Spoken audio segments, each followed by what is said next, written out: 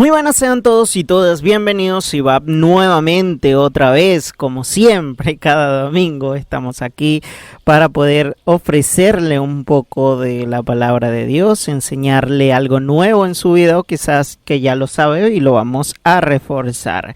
El día de hoy vamos a seguir con nuestra serie 12 hombres ordinarios, que trata sobre obviamente los 12 discípulos de Jesús, su vida, sus características, etc. Pero la clase de hoy tiene por título un llamado algo diferente. Así se llama esta clase, un llamado algo diferente.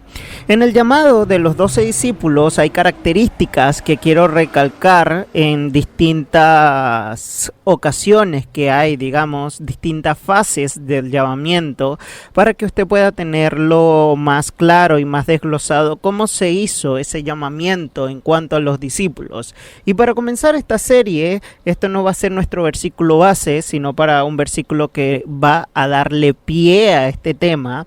Y está en 1 Corintios 1, del 26 al 29, y dice: Pues mirad, hermanos, vuestra vocación, que no sois muchos sabios según la carne, ni muchos poderosos, ni muchos nobles, sino que lo necio del mundo escogió Dios para avergonzar a los sabios, y lo débil del mundo escogió Dios para avergonzar a lo fuerte, y lo vil de este mundo y lo menospreciado escogió Dios, y lo que no es, para deshacer lo que es, a fin que nadie se jacte en su presencia. Sé que lo que voy a decir va a sonar un poco fuerte, pero usted, si tiene algo en cuanto al ministerio o a Dios, recuerde que usted fue vil y menospreciado, y el valor que usted tiene actualmente fue porque Dios se lo ha dado a usted. Por eso, si Dios me ha dado mucho conocimiento, como es mi caso, yo no puedo jactarme de eso, porque yo sin Dios no soy nada. Mi conocimiento se desvanece completamente,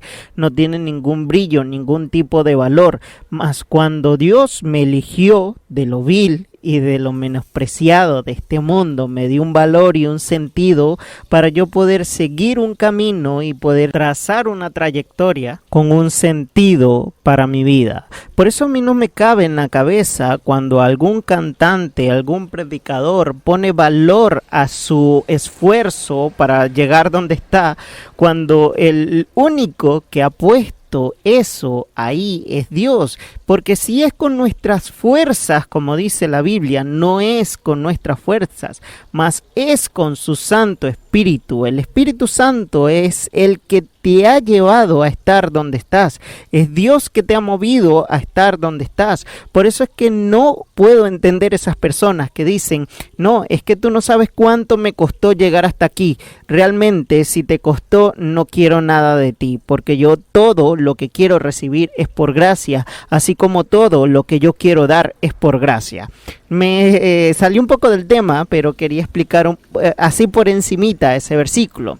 Ahora sí, vamos a continuar con la vida de Jesús, que al principio de su ministerio fue bastante peculiar y incluso un poco tragicómico el inicio, cortar la cinta de la primera predicación de Jesús. Una vez que Jesús comienza el primer sermón de su ministerio, literalmente el primer sermón, ya cuando recibió el llamado de decir: bueno, ya es tu tiempo, ahora comienza tu ministerio de tiempo completo. Y Jesús: ok, voy a predicar. Y una vez comenzó a hablar y ya iba casi terminando, intentaron matarlo.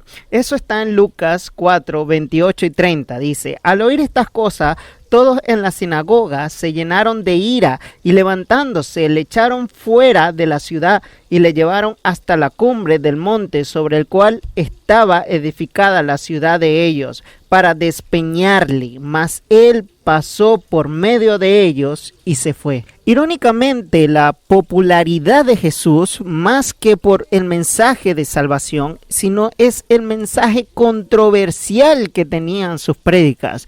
Todos, por sentido común, siempre vamos a tratar de evitar lo controversial para poder agradarle al público, pero Jesús no. Jesús siempre en todas sus predicaciones se iba de frente a lo controversial, se iba de frente a lo que era así, digamos, crudo, se iba de frente a lo que él él tenía que decir sin miedo al que dirán. Tanto así que eran las cosas que decía que su vida corría peligro porque la gente no lo soportaba, no soportaba escuchar ese tipo de verdad. Ellos siempre querían escuchar lo que ellos querían escuchar, mas cuando Jesús los confrontaba con esa predicación controversial, como lo caracterizó él en su ministerio, siempre fue al borde de la muerte, de pedrada, o siempre fue casi imposible que Jesús cerrara un sermón con aplauso y ovación de todos. Era casi imposible. Casi cuando Jesús terminaba su sermón había alguien o muchos que iban en contra de él, sea verbalmente, hasta físicamente, como lo vimos en este momento. Pero lo que más me impresiona, que la gente estaba decidida, una multitud decidida a acabar con la vida de Jesús en su debut como predicador, pero él serenamente se paró y caminó por medio de ellos. O sea, Dios lo respaldó de tal manera, aunque él era Dios, pero el Padre lo respaldó de tal manera que esa multitud quedó completamente paralizada delante de la presencia de Jesús. Cuando Jesús comenzaba a dar estos sermones por Galilea y hacer milagros, increíblemente su popularidad comenzó a subir, tuvo muchos likes, tuvo visitas, no, eso no era en esa época, pero para que lo asocie, fue completamente viral la campaña de Jesús y su predicación y su milagro, que tanto en Lucas 5:1 dice que el gentío se agolpaba sobre él para oír la palabra de Dios. Esa palabra agolpar en el connotación griega significa que casi se montaban uno encima del otro para poder ver a Jesús y escuchar lo que su mensaje decía. A pesar de que Jesús tenía un mensaje controversial, un mensaje que no agradaba, la gente siempre trataba de escucharlo, que es lo que más me impresiona. A pesar de ser un mensaje fuerte y controversial, había algo en la palabra de ese hombre, Jesús, que llamaba la atención de las multitudes. Normalmente nosotros evitamos lo controversial o lo que es políticamente incorrecto en los mensajes de las predicaciones o el mensaje de Dios para agradar a las multitudes. Jesús lo enfrentaba y no diluía la palabra de Dios en lo absoluto, y sin embargo siempre tuvo los oídos prestos de las multitudes para escuchar la palabra de parte de Dios. Cualquier persona viviendo ese panorama que tenía Jesús y la popularidad que estaba ganando y estaba subiendo su fama como la espuma del predicador de parte de Dios,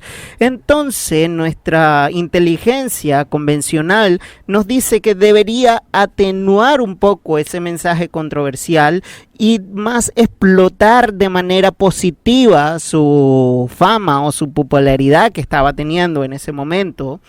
Y él literalmente hizo todo lo contrario. En lugar de tomar una ruta populista y explotar su fama, él prefirió la parte contraria de irse a lugares pequeños donde no había tanta gente, y aparte de eso, él traía siempre un mensaje que no era tan agradable de escuchar. En una tarde Jesús se acerca a la orilla para poder escoger un bote y así predicarle a las personas con una cierta distancia entre la orilla para que puedan escucharlo todo. Pero casualmente, o no es casualidad, pero digo, Jesús lo tenía todo planeado. El bote que utilizó en ese momento para alejarse de la multitud que lo estaba golpeando, como lo dije anteriormente, fue el bote de Simón Pedro. El bote que estaba escogiendo para eso era del hombre que él a futuro lo iba a llamar Pedro, y ese Pedro iba a ser el discípulo dominante en su círculo de escogidos. Quiero hacer un paréntesis para que ustedes entiendan. Yo no estoy narrando los hechos en orden cronológico de lo que está sucediendo en aquella época, sino que estoy dando la apertura de la elección de los 12 discípulos. Así que no se confunda por si salto al futuro y me regreso al pasado, etcétera, etcétera, etcétera. Solamente estoy abriendo, digamos, la apertura del mensaje que nos trae hoy día. En Juan 6, 66 a 67 dice de la siguiente manera: desde entonces muchos de sus discípulos volvieron atrás y ya no andaban con él. Entonces Jesús les dijo a los 12: ¿queréis acaso iros vosotros también? Una multitud entera abandonó a Jesús y solamente quedaron estos 12 hombres que Jesús los escogió uno a uno personalmente. Y sobre estos 12 hombres giró todo el plan de extensión del reino de Dios. Un reino de un Dios santo, perfecto, en manos de 12 hombres que eran completamente normales, imperfectos y con muchas fallas. Y Jesús no tenía un plan B, como lo dije en la clase pasada. Este era el único plan, o sea que si fallaba, toda la parte de la misión de Dios iba a fracasar por completo. El destino de la salvación de la humanidad estaba en continuidad después de la muerte de Jesús en mano de estos 12 hombres. Estos 12 hombres fueron encargados de dar el mensaje de salvación después de la muerte de Jesús. No había como ahora miles, cientos, millones de personas declarando que Cristo no está muerto, sino que Él resucitó y está vivo.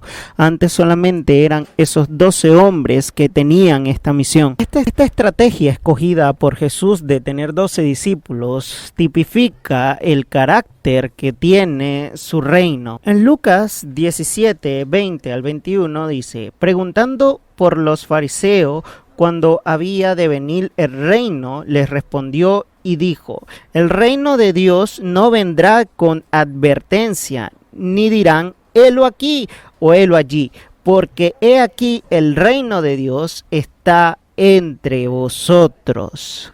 En la mente de los fariseos no entendían que el reino de Dios ya estaba entre ellos, ya estaba aquí en la tierra el reino de Dios, el carácter de la estrategia del evangelio al reino de Dios. Cuando Jesús dice que no vendría con advertencia, Él se refiere a que no llegaría un rey gobernando con oro, corona, glamoroso, poderoso, y donde quiera que estuviera ese rey estaría el reino de Dios. No estaría ni allí y aquí, porque la estrategia de Jesús era dejar un mensaje para extender el reino de Dios. Ese mensaje sería recibido por 12 hombres y esos 12 hombres compartirían ese mensaje por el mundo entero. Por eso es que Él dice: el reino de Dios está entre vosotros. La estrategia que tiene Dios para el reino está entre vosotros. Actualmente el reino de Dios está contigo y conmigo. No sé si usted está entendiendo el poder de esta palabra. El reino de Dios está contigo y conmigo. Nosotros ahora somos los encargados de que la estrategia de Jesús, que el plan de Jesús de salvación para el mundo, el plan de Dios de salvación para todos nosotros, sea esparcido por el mundo. Actualmente esa es una misión que está encargada por nosotros. Nuestro testimonio, nuestras prédicas, nuestras enseñanzas, nuestra manera de ser, nuestra manera de caminar, siempre tienen que reflejar el reino de Dios porque está entre nosotros. Por eso la palabra de Dios no se puede esparcir con fuerza, ni con autoridad, ni con un dominio que obligue a los demás.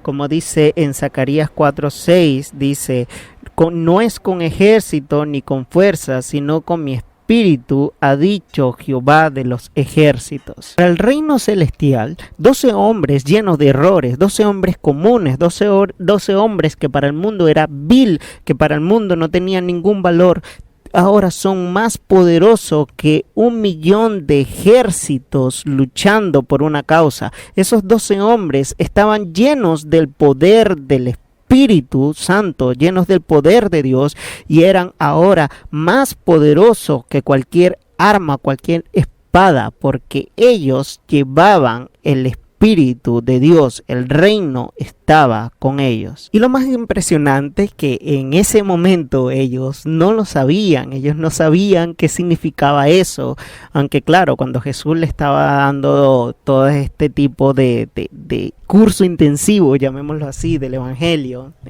ellos no tenían todavía esa llenura del Espíritu Santo porque no había llegado el día de Pentecostés, pero sin embargo, cuando llegó ese día, ellos notaron la diferencia y ellos entendieron el propósito de Dios cuando Él decía que con su Espíritu lograría muchas cosas, y no refiriéndose a tener lujos, mansiones ni nada, sino refiriéndose a esparcir la palabra del reino de Dios, las nuevas, el evangelio de Jesucristo. Cuando Jesús escoge sus 12, Él pone toda su energía en ellos y les enseña de manera intensiva todo lo referente al evangelio de Dios. Pero fue Jesús escogiendo a estos 12 y no los 12 escogieron a Jesús. Él bien lo dice en Juan 15:16.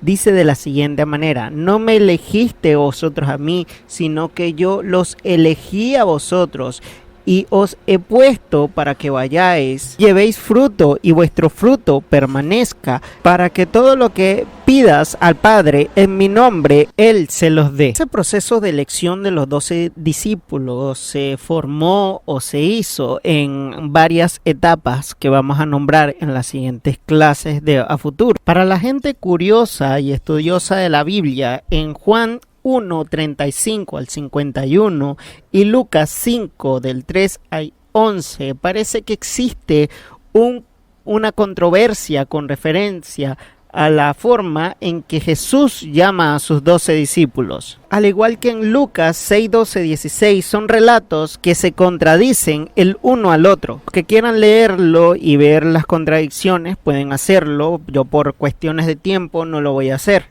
Aunque parezcan contradicciones, cuando los lea, véalo con la perspectiva de que ellos están pasando por etapas del llamamiento que Jesús hizo en ellos. No fue todo de un solo golpe, sino que pasó por etapas del llamado. Les voy a dar un ejemplo para que no queden con la duda. Vamos a Juan 1:35 al 51. Este pasaje habla como Andrés, Juan, Pedro, Felipe y Natanael se encontraron con Jesús por primera vez. Eso aconteció en los inicios del ministerio de Jesús, muy cerca del río Jordán, cuando Jesús iba a ser bautizado. En ese entonces se hizo una famosa frase que es icónica en la Biblia, de un hombre que, para los curiosos, averigüen quién fue, y dice: he aquí el Cordero de Dios.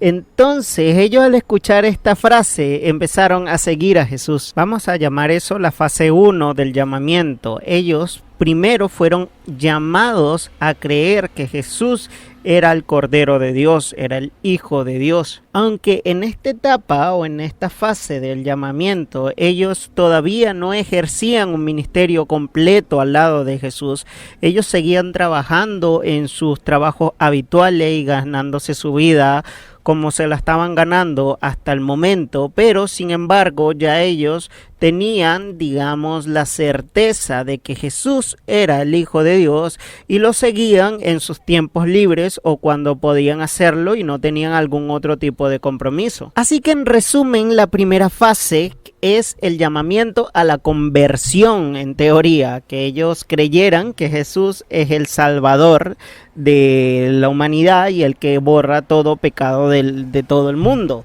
Esa fue la primera fase. Vamos a la fase 2, se la estoy dando súper resumida. En Lucas 5 describe la fase 2, que es el llamamiento al ministerio. Recuerdan que hace unos minutos estaba hablando de cómo Jesús utilizó un bote de Pedro para poder escapar de la multitud y poder predicar desde la orilla. Bueno, luego de que terminó la predicación, Pedro aún seguía trabajando en ese ámbito porque ellos todavía no estaban sido llamados al ministerio y en ese momento iba a pasar el llamamiento al ministerio, pero aún no lo era. Entonces por eso es que ocurre esa frase que dice: Señor, es que ya hemos estado lanzando las redes todo el día y no hemos pescado nada. Recordando que la etapa más buena o de la etapa más productiva de la pesca se da por las noches porque el agua se enfría y eso hace que los peces suban más a la superficie. Por eso es que Pedro dice: Señor, hemos estado lanzando las redes toda la noche y todavía no hemos pescado nada, porque recordemos que Pedro era un pescador de profesión y él sabía lo que estaba haciendo. Entonces Jesús le dice: no importa, Pedrito, lanza tu red nuevamente para que vos veáis.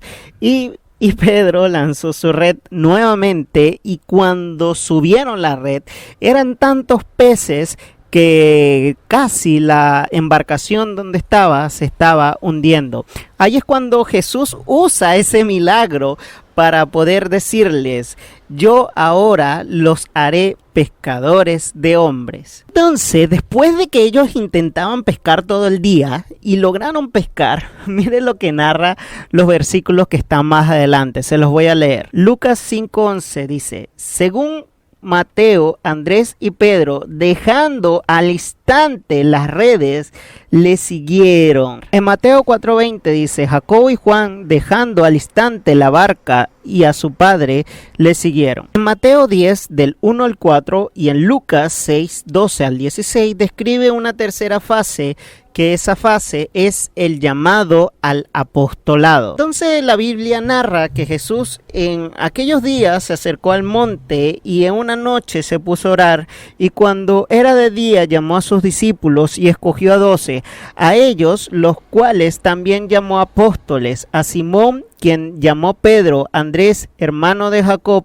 a Juan, Felipe, Bartolomé, Mateo, Tomás, Jacob, hijo de Alfeo, Simón llamado Celote, Judas, hermano de Jacobo, y Judas Iscariote, el que llegó a ser el traidor. Fue en esta fase o en este tiempo donde fueron entrenados por el Señor mismo en su ministerio, y él se mantuvo siempre cerca de ellos. Fue como un águila madre que se mantiene cerca de sus pichuelos cuando van a comenzar a volar, cuando empiezan a tener una vida ya de vuelo. Entonces Jesús utilizó un plan que los mandó de 2 en 2 a predicar el evangelio de Dios, y él se mantenía al tanto de lo que ellos hacían, que llegaron todos emocionados: Señor, Señor, en tu nombre hacemos tal cosa, Señor, Señor, en tu nombre logramos tal cosa. Y él decía: no se alegren por eso, alégrense de que sus nombres están escritos en el libro de la vida. El controversial Jesús de nuevo dando su discurso de Jesús. Un discurso único. Pero luego de todas estas fases y estas cosas que acontecieron en la elección de los discípulos, también hubo un llamamiento especial que tuvo lugar después de la muerte y la resurrección de Jesús. Judas ya no estaba con ellos en ese grupo porque ya se había ahorcado, se había suicidado después de haber traicionado a Cristo. Entonces Jesús, en su cuerpo ya resucitado y glorificado, se le aparece a los 11 discípulos y los envió a todo el mundo diciendo que fueran por las naciones haciendo discípulos. Este fue en realidad el llamamiento a una vida y un camino de martirio y sufrimiento. Porque al final de la historia de los 12, todos ellos dieron literalmente su vida en sufrimiento para Cristo y tuvieron una muerte a raíz de esas persecuciones. El único que se salvó de morir mediante una ejecución como los otros 10 fue Juan, el famoso apóstol del amor. Que él, refugiado en la isla de Pasmo, él logró llegar a la vejez y morir de anciano, y mientras que él estaba preso, porque aunque estaba en la isla de Pasmo, escapando de las persecuciones que tenían con respecto a los cristianos, él llegó a esa isla y lo metieron preso, y fue entonces cuando Dios le demostró a él, le dio el libro de las revelaciones, como nosotros lo conocemos, el libro del Apocalipsis. Pero no quiero que usted vea el final de ellos. Yo lo que quiero que usted vea es que como ellos lograron, con el poder de Dios y el amor que tenían por Dios, enfrentar todas esas dificultades. A pesar de que eran hombres ordinarios, eran hombres comunes, eran hombres que no tenían ningún tipo de valor más allá del que le había dado Dios, fueron capaces de cumplir la misión que les había encomendado Jesús. La estrategia que tenía Jesús la cubrieron completamente, no hubo ningún tipo de espacio que ellos no llenaran, y Jesús quedó completamente satisfecho con la obra que él hizo con sus 12 hombres ordinarios. Actualmente el mundo sigue lleno de hombres y mujeres ordinarios que están esperando ese llamado de Jesús, pero no se dan cuenta que el reino ya está aquí entre nosotros. Ya el Espíritu Santo se ha derramado sobre nosotros, está viviendo en nosotros el Espíritu de Dios, y ahora tenemos poder para poder seguir la misión que esos 12 hombres dejaron al mundo, que esos 12 hombres con su ejemplo, ellos lograron cumplir el deseo de su maestro, y que Jesús no falló en su plan, aunque no tenía un plan B. Él hizo un equipo de élite que logró satisfacer todo lo necesario para el plan divino de Dios y la salvación de la humanidad. Y yo no voy a llenar con una carga en sus hombros como hacen muchos predicadores que dicen: no, es que ahora te toca a ti, tú eres el relevo de los 12 discípulos. Sería un final épico para esta enseñanza, porque todos saldrían motivados, pero yo sé que el llamado de todos no está en predicar así como ellos lo hicieron al público, sino solamente les pido que el llamado que usted tenga, el llamado sea por ministerio, sea que sea una persona de intercesión, sea una persona que simplemente vaya a la iglesia y ore a Dios con todo su corazón y lo alabe con todas sus fuerzas, que no tenga un ministerio público, sino que su ministerio sea más privado, donde nadie lo conozca, sea lo que sea que lo haya mandado a hacer el Señor. Usted, si se siente como incapaz, créame, usted es incapaz. Pero para eso está el poder de Dios. Para eso le escogió lo vil y menospreciado para hacerlo capaz. Solamente tiene que confiar en Dios, tiene que confiar que Dios va a poder hacer eso en su vida, y usted va a ver el cambio de que se convertirá una persona ordinaria a una persona llena del poder de Dios, aunque esté en persecuciones, aunque su mensaje sea controversial, aunque su mensaje no sea agradable para todo oído, pero Dios estará contento con usted porque sigue llevando el mensaje del Evangelio, o sea, con su testimonio o con su oratoria o como Dios se lo mandó a hacer. Todos somos hombres y mujeres ordinarios cumpliendo una misión para un hombre extraordinario. Que Dios los bendiga, que tenga muy buen día. Nos vemos el próximo domingo. Adiós.